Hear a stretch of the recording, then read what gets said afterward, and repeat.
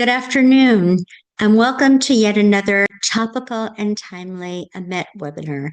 I'd like to personally thank Arnold Zeideman from Sutter Creek, California, for sponsoring this webinar today. There are a tremendous amount of fast-moving news this morning.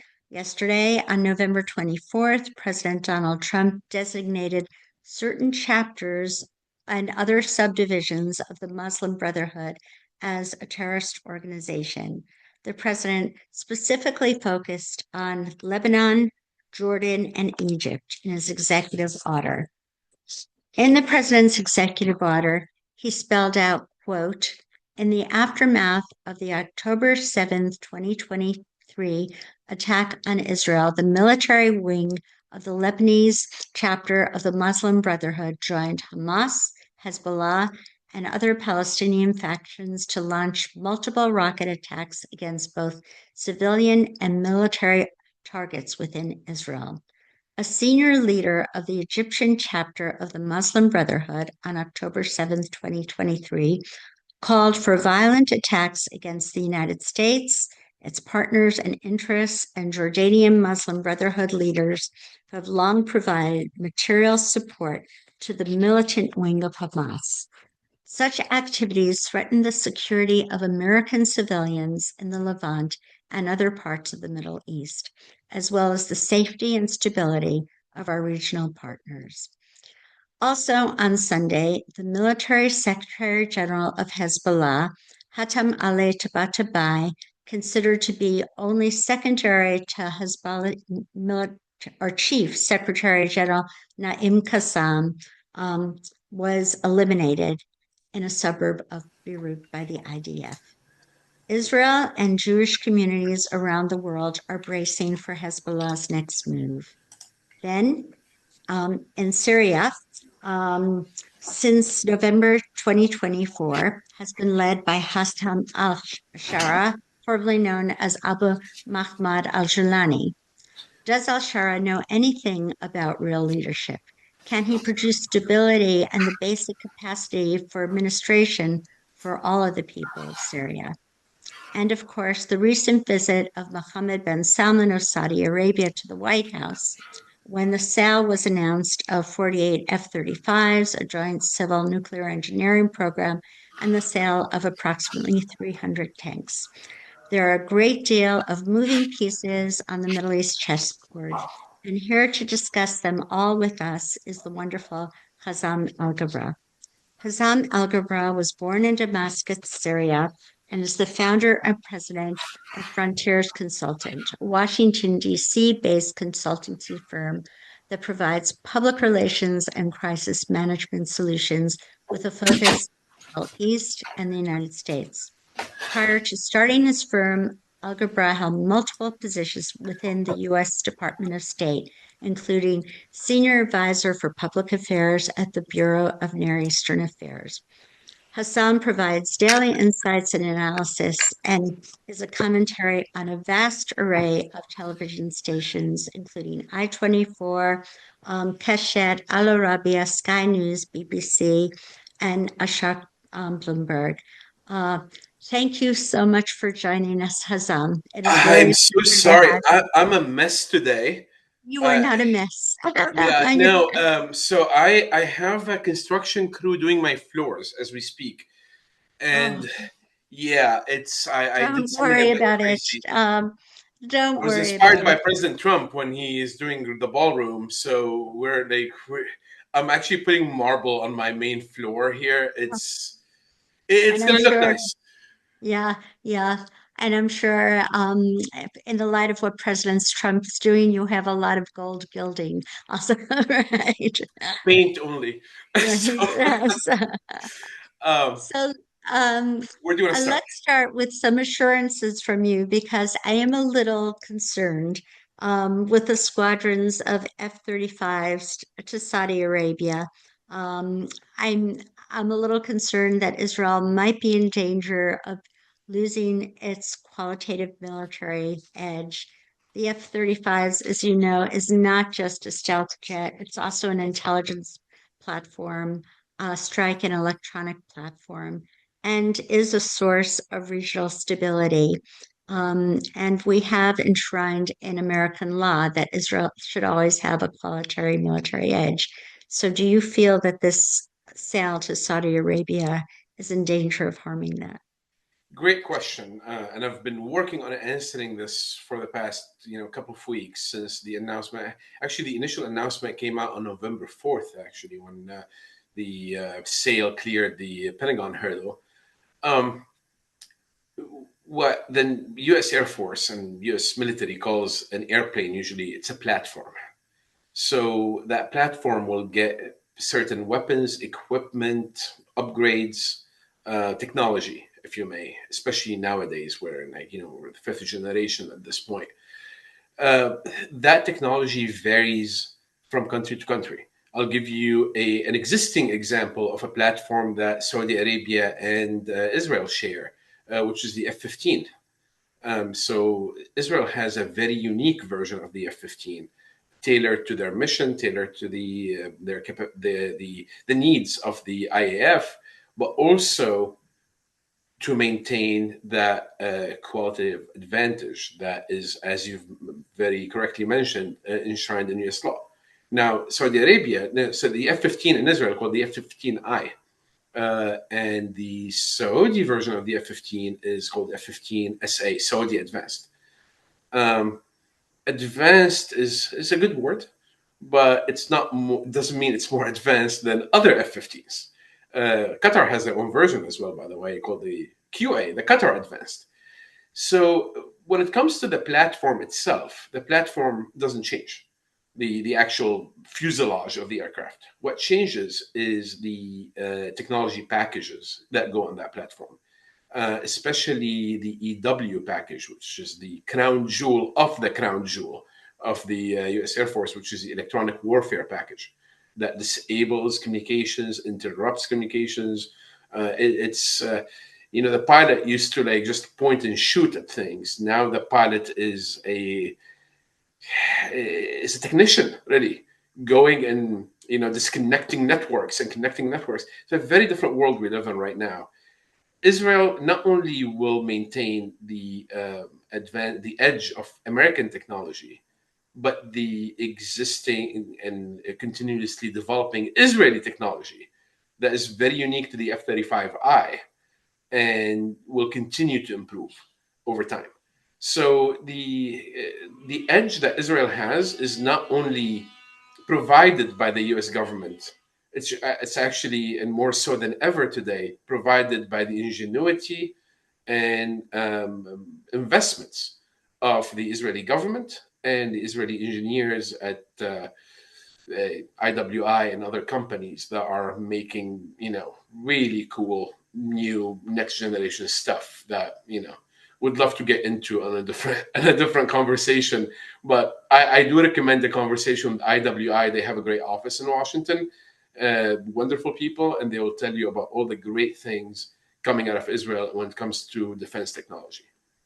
When do you think they will actually be delivered? What's the time lag usually? No, I mean, that's not. There is no timeline in the horizon at this point. I mean, it takes obviously, and the Saudi F-35 will not take priority over an American F-35 delivery or a NATO F-35 delivery. So there's that aspect.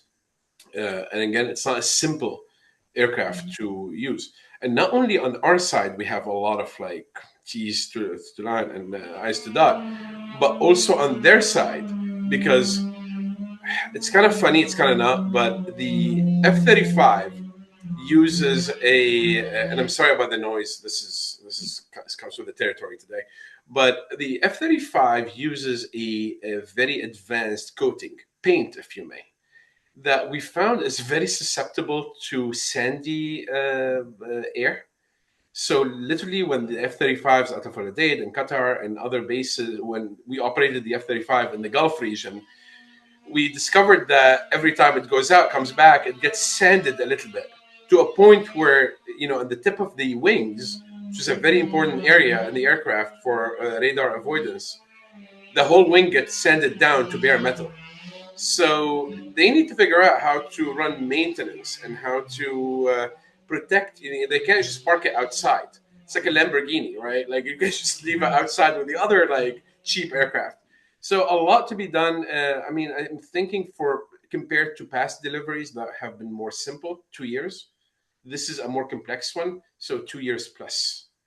And a lot can change in 2 years in that region, as we know. Right, right. What kind of assurances do you have that Saudi Arabia would not be employing um, other nationals, North Korean or Chinese people to work with them to update and man the F-35s? As you know, that is the manning the F-35. That's out of the question. I mean, if we see like a Chinese PLA operative in the cockpit, we will shoot that thing down. No question about it. But the problem is really it's not physical access as much as sensors and data. So once that airplane lands, there's the airplane is like like an iPad right now. So it downloads the data and uploads new data, and there's software. There's more software than hardware going on in that thing. So the concern is access to the software, access to the sensors, access to the technology, potentially, sensors on the ground like radars. This is what we did with remember the S-400s, I think, for the Turks. I mean, you can't have like Russian radar sitting under an F-35. It's just like that defeats the purpose. So usually, if an F-35 is going to fly over a Russian radar, we would bomb that radar before we get close enough. Having one that's active and operated by Russians with Russian technicians right under it, no bueno. So that is part of a bigger conversation, obviously, not only with Saudi Arabia, with other countries. UAE is on that list of countries where PLA is trying to, make space for themselves. And, on the port, we've had an issue in the past couple of years. It's a long conversation, but you ask for assurances. It's hard to give final assurances. But I would tell the audience, we're not stupid. Like there are very smart people at DoD. Looking at things, looking at the technology packages, looking at counterintelligence. To make sure this deal doesn't become the downfall of our crown jewel, really. That's the best thing we have in the military. There's nothing better than the F-35 today. Right.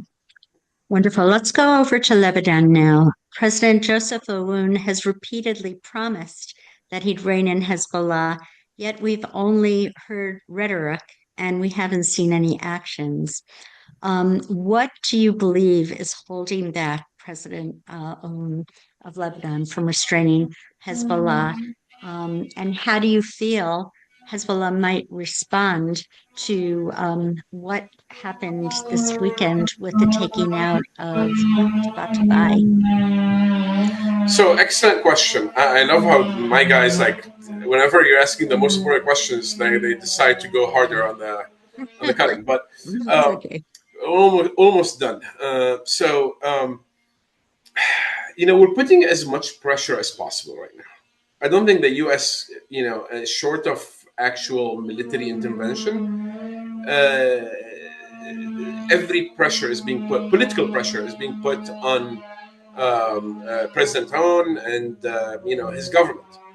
They have a head of the army that his name is Rudolf Heikel,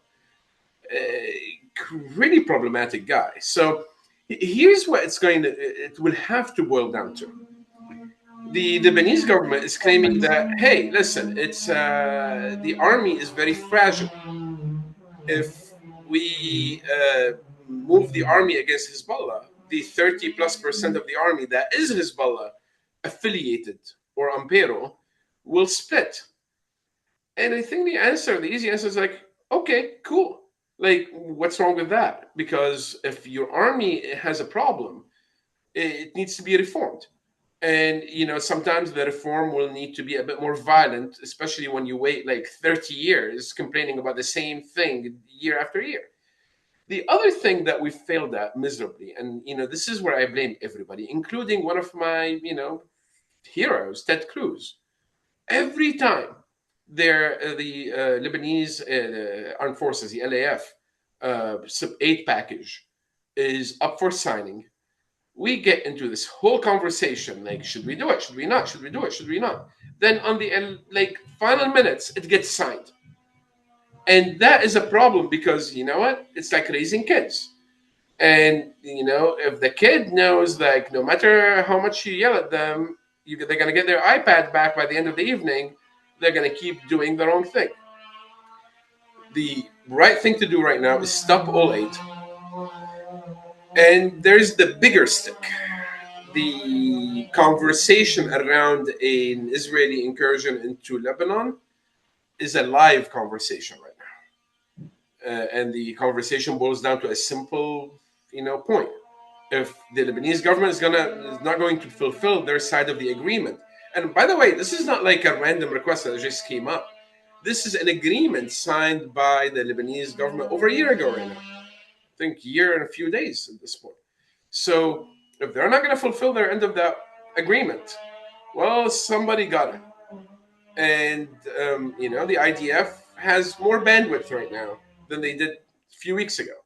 So, the Lebanese forces, the Lebanese government needs to get hip to the fact that if they don't want to deal with another 82, and mind you, a much more successful 82 because no more Palestinian fighters, Hezbollah is broken, Syria is not going to get involved. It's going to be an open road from Jerusalem to Beirut. So if they don't like that, sure, nobody likes that, right? No, I don't wish it on anybody, but nobody likes war. But that seems to be one of the last options on the table if they do not want to fulfill their part of the agreement, and it's being talked about. Right. So is Hezbollah like whack-a-mole? Will there be other people waiting to take Tabatabai's place? And is it I'm much gonna like steal that Hamas? from you, Waka Nasrallah. That would make a great arcade game. But listen, Hezbollah will do what Hezbollah does: try to survive. And the Iranians actually have this term they use, this idiom they use. It's called slaughtering with a piece of cotton. I think I've mentioned that to you. They play the long, long, long game. Their game transcends, the U.S. 2 years, 4 years, strategy, quadrennial strategies. These things like how we plan in the U.S. No, no, no, no. They're like looking at the next 100 years. They are in no particular rush, and that is the concern. That if you do not maintain pressure, like the Iranians right now, they're like sitting pretty over in Tehran. They're not doing much. I mean, compared to what we were worried they were going to do.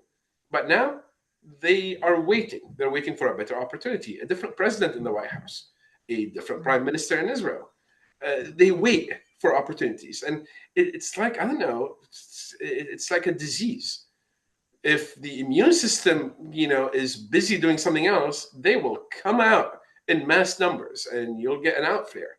So how do we prevent the outflare of Hezbollah or Iran is really the question on the table. And this is not a 2-year question, not a 4-year question. This is a 100-year question because the ideology is not going to change. It's going to take a lot to change the ideology. What we need right now is to keep them suppressed so the ideology is not going to throw symptoms till a cure is found. Right, right. So, as you know, yesterday, President Trump designated certain branches of the Muslim Brotherhood as foreign terrorist organizations, Egypt, Lebanon, Jordan, but no mention was made of Qatar or Turkey. How do you think they're reacting in Qatar? After all, they've housed, the leadership of Hamas in Qatar, and Erdogan of Turkey is always praising the Muslim Brotherhood. Why do you think they were omitted? It's an interesting question. I mean, President Trump, as we know, has been working very hard to balance two things: to balance, the national security and international security priorities, but also relationships that President Trump believes are required to make a difference. He does this thing that's really interesting. He thinks if there is a way to avoid including certain countries in an executive order package or a congressional law package, if he can work with them directly and kind of say, like, listen, you guys got to help us on this, he will avoid the embarrassment of these countries being named. If he feels that he cannot, then he will go out and name these countries. Obviously, Turkey, he's trying to bring Turkey into the fold. Turkey's been out of the fold for a while. It's a hard task. I mean, I don't envy what President Trump's position on this, but he's trying. Great. We can always go back and adjust. I mean, like, this is not like, this is not a one-time opportunity. But if the Turkish government is willing to take a second, harder look into the Muslim Brotherhood, a legacy organization at this point that all remain thereof is, some finance of terrorism networks. That's not a good look. That's not a good look. And the Muslim Brotherhood had an opportunity. That whole thing, like, oh no, it's a civilian organization that wants to govern. Sure, they had Egypt in 2011. It didn't work out too well for them. So, or for anybody else involved. So, you know what? It's time for them to go. Like, it's time for them to go. But what's more interesting about this, again, what does the executive order does is really the important aspect. It provides resources, funding, and capacity and bandwidth to the U.S. government to look into the network in a way that we've never looked into the network before. Treasury, Bureau, agency, commerce, even State Department. So you're going to get like an all hands approach to the problem and, figure out the network, figure out how far it goes, obviously dry out the possible to dry out sources. And that's the other problem. It's a lot of cash economy. I'll tell you, Hezbollah still continues to be financed out of the United States through car dealers out in Michigan, in Detroit. We all know that. Like used car, like the whole used car, like global network has been a major source for financing for Hezbollah. And most of these cars come from the US. It's a whack-a-mole game. It's a cat and mouse game. But now we have additional resources. And also now they're people who are not, I want to say affiliated, but sympathetic with the Muslim Brotherhood will also get a chance to take a look and say, like, there's a problem here. So maybe we should not be affiliated with these guys. And I'll land here. This is where I think the President Trump and the U.S. government has not been very successful, is explaining to the American public, educating the American public why this is a problem. Because now the first reaction from the Muslim Brotherhood and CARE, obviously, and I'll talk about that for a second, but it's like, no, we didn't do anything wrong. We're being prosecuted by a racist government, local and federal. Well, and that, a lot of groups that are even non-Islamic groups are identifying with this, Black groups, Hispanic groups, etc., because they're trying to create these alliances. Well, President Trump, U.S. government, come out, explain it to me. They sell it to the American people. It's not a hard thing to sell. But go and make the average citizen feel involved, feel listened to, and respected. It's very important right now as the policy kind of shifts more domestically in the next year than foreign policy. We'll focus the first year on foreign policy. Now the White House, according to what last I heard from friends, they're trying to shift inwards, which is very important and key to the 2028 elections.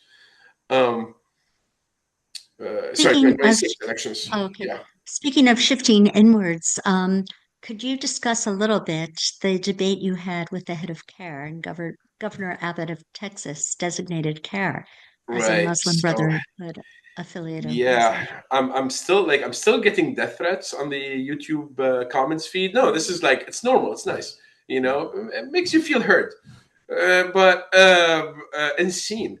But I was on Al Jazeera with Nihad Awad, the head of CARE, and the first thing he says, like, and this is what's so concerning about CARE and these MB affiliated organizations.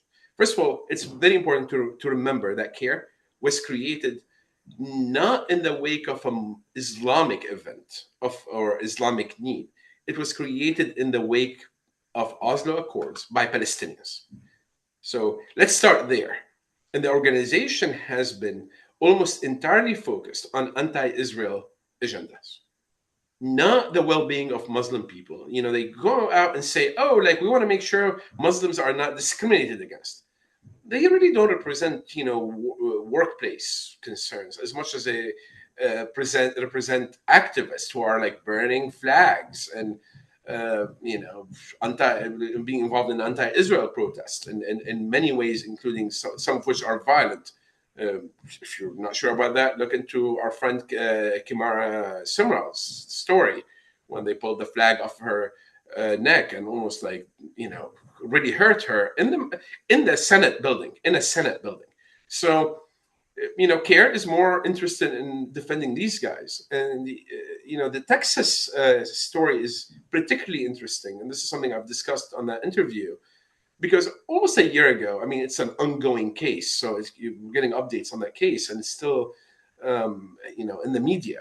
But like a year ago, some Muslim activists, younger, not underage, but definitely in their 20s, defaced a church in Texas. Now, the idea was that the church had the Israeli flag up, which is still a very lawful thing to do in this country. But they painted swastikas and slurs on the walls and whatnot. CARE came in and said "Oh yeah, this is you cannot prosecute these kids. This is freedom of speech." And this is where the core of my problem with CARE lies.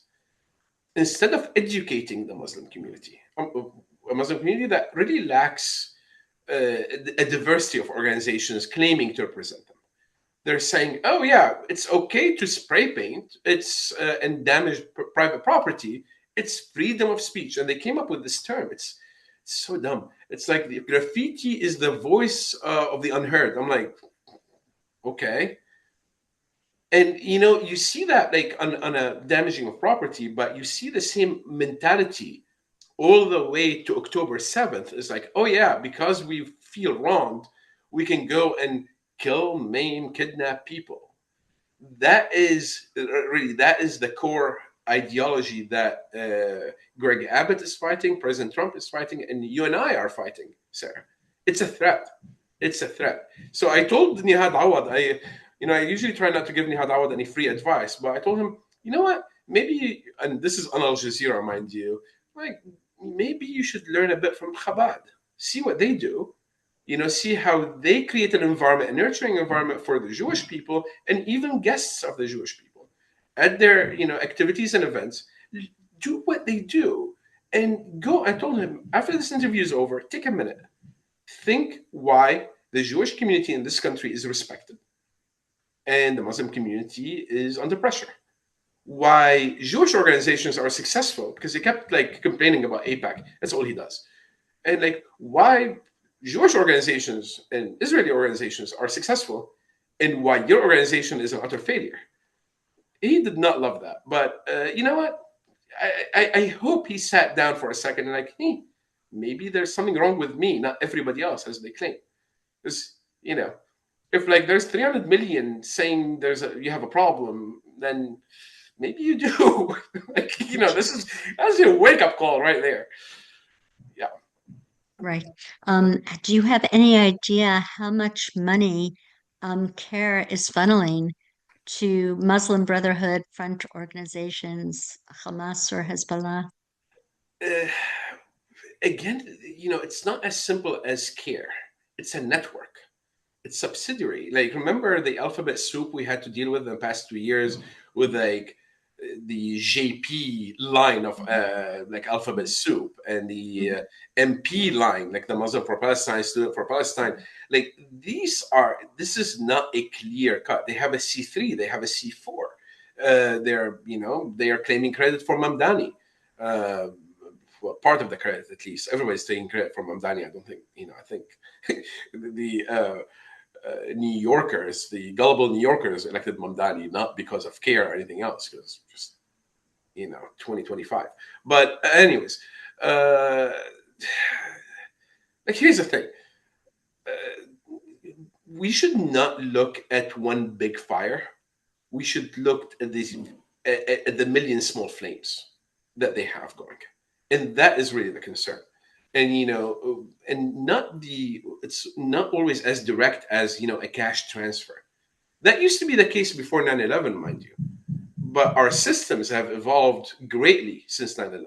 Now they still try. Everybody's trying to you know, squeeze one by the goalie, but it's not as simple as that. I mean, I will pose a question like, how can you quantify CARE's role in misinforming and miseducating the community with American kids joining ISIS during 2018, 17, 18, 16, when that was happening? It's a very valid question. The relationship not only with external actors, but also internal actors in mosques. I mean, for a while in the Washington D.C. area, we're like, oh, we have like a nice, non-extremist mosque called Dar al-Hijra in Falls Church, Virginia. Only to find out that the imam that was in charge of it is none other than Awlaki, who is an expert. It's like a veteran bomb maker for al-Qaeda. And then he went to Yemen and went into bomb making full time. And it took us, I mean, I'm sure many people have heard the story. It took us years to get him. And, we ran into a load of problems targeting a U.S. citizen, but he's not a normal U.S. citizen. He's like a really good bomb maker. So there you have it. There is a problem, Sarah. This is, people say I'm anti-Islam when I say these things. Nobody's nobody can be an anti-religion. I mean, it's like Hitler maybe, but Hitler's a really bad person. You got to be really bad to be against a whole religion. But when a religion has failed to produce positive results for their own community, then it's reasonable to say, hey guys, you have a problem.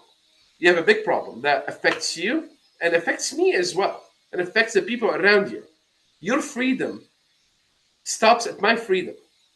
You can operate within your community, but when you start spray painting churches or attacking Jewish people in the streets of New York, then this is where we draw the line and come down on your head like a big hammer. And this is what's happening right now. This is what caused the whole mess. But it got to happen. It had to happen. And I'm glad it's happening right now.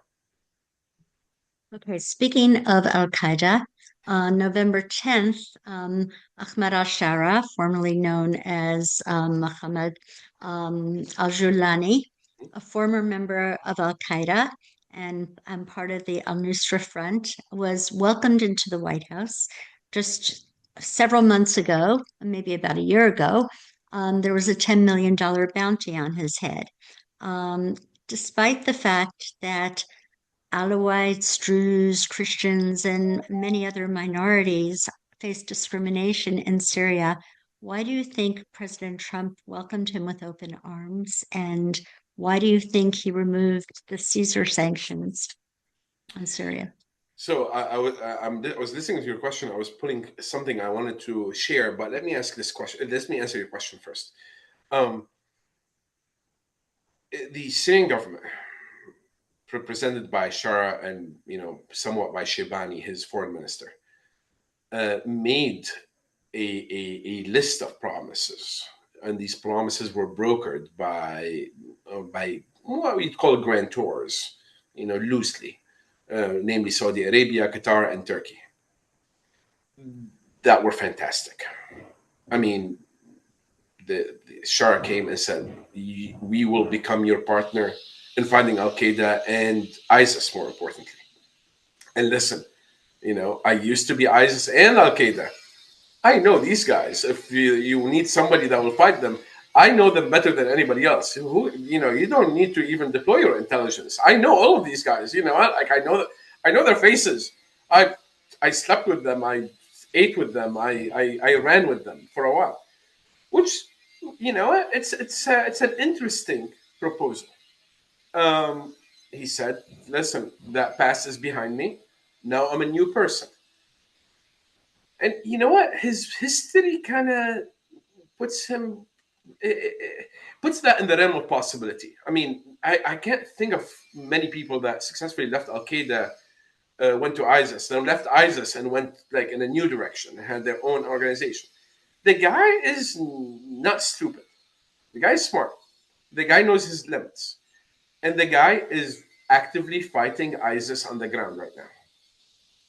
It's a reality. I mean, this is not something where we're making up, or the White House is using to defend him. Like, there are active missions happening daily.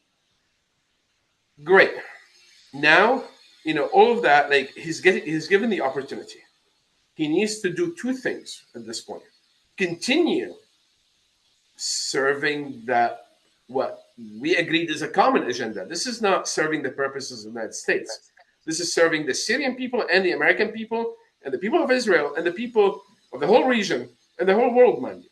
Like, this is not like some kind of private agenda. This is a global good.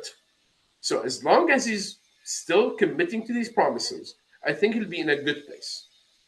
Add to that the need to go back and go and focus on domestic issues. Domestically, the country is a mess. It's an absolute mess, and that needs to be addressed. But I did something earlier. I'm like, okay, what's the conversation around Syria? And I pulled screenshot. Like, I looked up the headlines in the past 24 hours on Syria. New York Times: the grisly killing of a married couple sparked new sectarian unrest in Syria.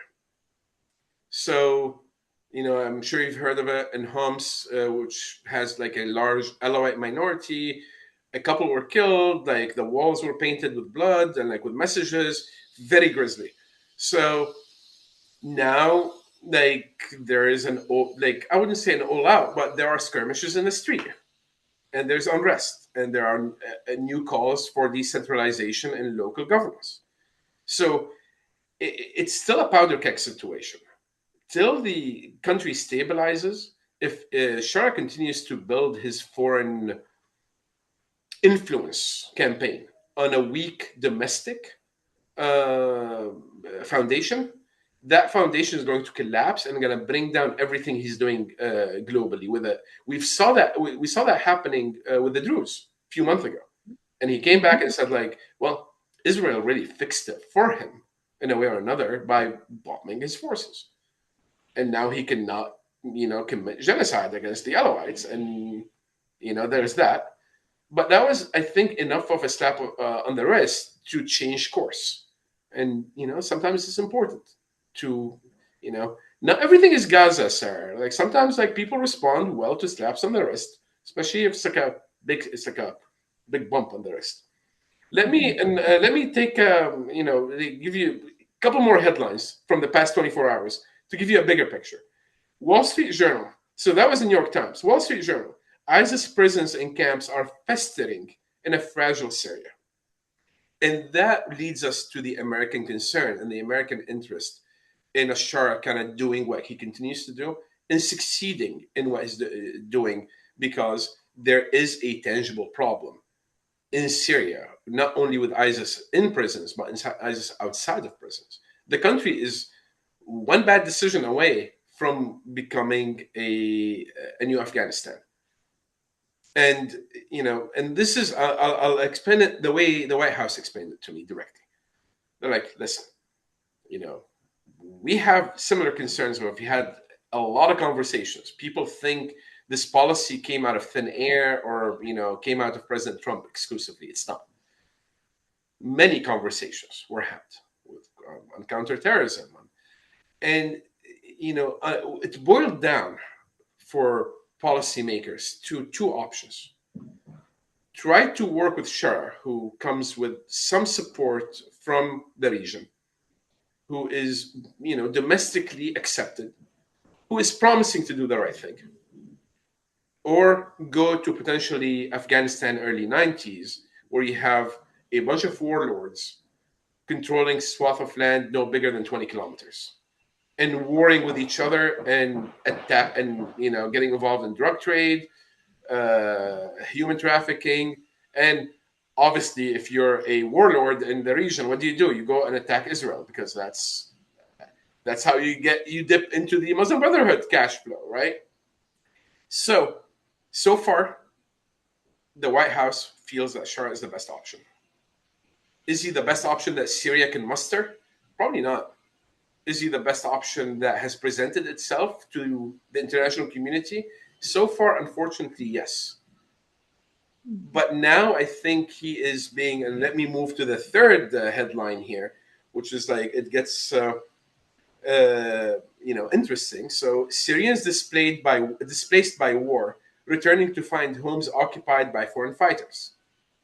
So now these conversations are being had. They're front and center. Like, now they cannot ignore these conversations. Let me do. I want to do. Sorry, I'm not gonna sit and read you headlines, but this gets interesting because it gets into Israeli. Oh, okay. Haaretz, few hours ago said it like I can't say it. A lot better than I can say it. Al-Sharaa won major diplomatic victories for Syria, but his real test begins at home.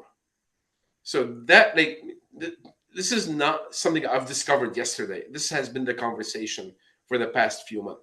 Okay, let him do his thing. Let him do kind of control the foreign aspects. But now let's see how well he does with the Druze, with the Kurds, with the Alawites, with most of the Sunnis in Syria. That they do not want hijab forced on them.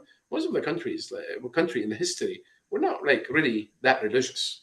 They're devout, but not that kind of religious. And I'll give you the last headline that concerned me the most. And it shows you sometimes the threat and the problem is not that obvious. This is from the Times of Israel, 2 days ago. 4 IDF soldiers charged with trafficking weapons from Syria into Israel. The threat is not always so clear. But when you have instability and that kind of mess on your border, no matter what happens, somehow that mess seeps into your country. And this is why, people say oh my God, what's Israel doing with a buffer zone? Well, there you have it. Even with a buffer zone, now you're getting, smuggling. Now you're getting, so and I'll land on this. I know I've taken a lot of time with this question. This is an important question. Very important. There needs to be traction on the agreement between Sharaa and Israel, between Syria and Israel. Right. There needs to be these are my 2 recommendations if anybody from the government of Israel is listening. For one, Sharaa is an interim president. So it's actually the correct thing to do is to go into an interim agreement. Something that can be tested over a period of time, and we see what that gives us. More importantly, it doesn't have to be an all-encompassing agreement. Let's start small, build confidence, expand it. It's not like we have one opportunity to have an agreement. I've said that since January. When I was in Israel, I'm like, what? Let's look into a hotline between the 2 countries. So if somebody shows up in the wrong neighborhood, we can have a conversation before everybody has to go kinetic on each other. Not hard. Yes. You mentioned that al-Shara's government is an interim government. What do we know about the former Syrian Republican Guard member, Brigadier General Manaf Talas? And his name has come up as someone who, might possibly replace Ahmed al-Sharaa. No. I mean, first of all, let's remember this guy was a core. I mean, his dad really was a former defense minister. I mean, he's the most decorated defense minister that has won no wars.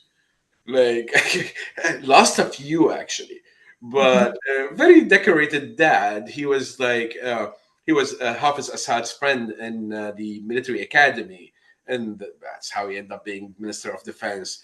The guy, I mean, the guy was a mess. He was a womanizer, and one day I'll tell you a whole story with like Tamara Fine from Figaro, and like how, my family kind of got involved unwillingly and unknowingly with him saying the dumbest things possible in I don't know, interview.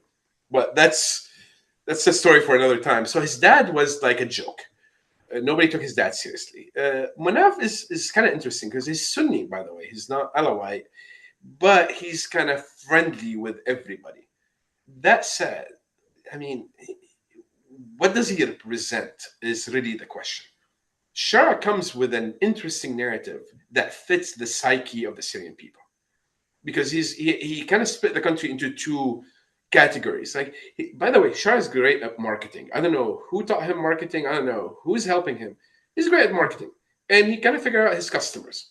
He has customers that are religious, and then he says like, we're gonna revive the Sunni, global, and the times past where like, a very short-lived empire, the Umayyad, dynasty, quite short-lived actually.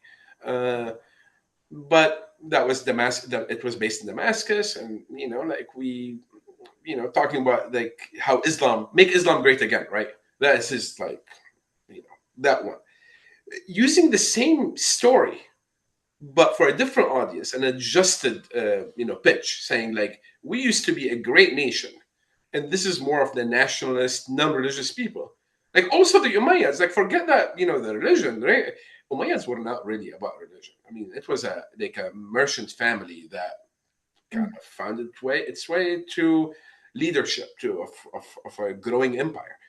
So let's be like them, but like be like, get into commerce and get into becoming a great country. So make nationalism great again. With these two, skews of products, he has really captured the interest and the support of most of the Syrian people who feel, and there are variations to these pitches. Obviously, some people it's like, oh yeah, we're gonna rebuild the economy through Islam or through nationalism, but you know what, we're gonna rebuild the economy, which is great. Like this is what people are interested in. Mind you, it's only on the domestic, also on the domestic policies, making some less popular moves. He's not doing a horrible job so far. So, under a lot of pressure by Qatar mostly, he liberated the prices of electricity. So the electricity is no longer subsidized, which is allowing right now a building of new electrical plant. The prices for the internet also went up a lot, right? Which is, to match global economy prices. Now, this is what the IMF would have probably recommended before a loan. So it makes sense. However, what he needs to do right now is figure out how the lack of electricity or expensive electricity and expensive internet for a country with the average monthly income is $100 a month. I mean, the average income is $3 a day. How they're going to afford global communication and energy prices while they need that communication and energy to kind of improve their income. So like a chicken and egg thing. It's a very curious economic challenge. So far, the Syrian government has been really funded by the charity of others. Every 2 weeks, they do it's like loyalty to a city. So this week is loyalty to Homs or loyalty to Hama or loyalty to Damascus suburb, and they're like really making it into more or like region than a whole city. And they raise a couple $100 million from people who are originally from there, who are well off, who have traveled. They raise $1,000 here, $1 million there. I don't know how sustainable that is. I mean, now it's like a lot of the government expenses are running on the charity of others. That's not sustainable. So now what we're looking into is a stabilization plan. And this is where the question presents itself. Like, can he stabilize? Yeah. Right. So do you think ideally al-Sharaa would like to turn Syria into a theological state? devoutly Muslim I theocracy? will I will rephrase the question. Remember, I'm a former bureaucrat, so at the end of the day, I really don't care how he feels. My question is, can he? And what do you do, and how do you position so he cannot? Because that's not going to help anybody. It's not going to help the Syrian people. It's not going to help Syria's neighbors. It's not going to help the United States. So what do you do? And now I think what President Trump did, on one end, he kind of frightened everybody by inviting him to the White House. But also, he gave him a lot to lose. Where else is going to get like 45, 47 victory perfume in Syria? He needs his White House connection for that. But like many other things, now he has a lot to lose. And every time he makes a decision, he's going to weigh that decision against the uh, ability or the reaction by the US government and other governments. And I'm going to say this. I said this on I-24 a few days ago.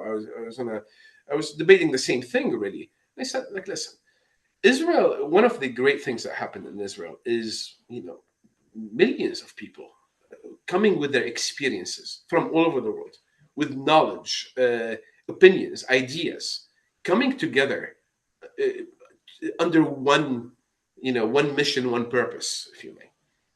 And that is why Israel became one of the most successful new country in the world right now. So Syria needs that opportunity. I think, Syria has been closed off to the rest of the world for decades. For like, if you think about it, since the Ottomans, really. So, right now, I mean, you look at the calendar, it's November 2025. And by the way, happy Thanksgiving, everybody. In Syria, I don't know what year it is. It's not 2025. I know that much. You can take it back 100 years, you can take it back 700 years. You still will be in the right ballpark.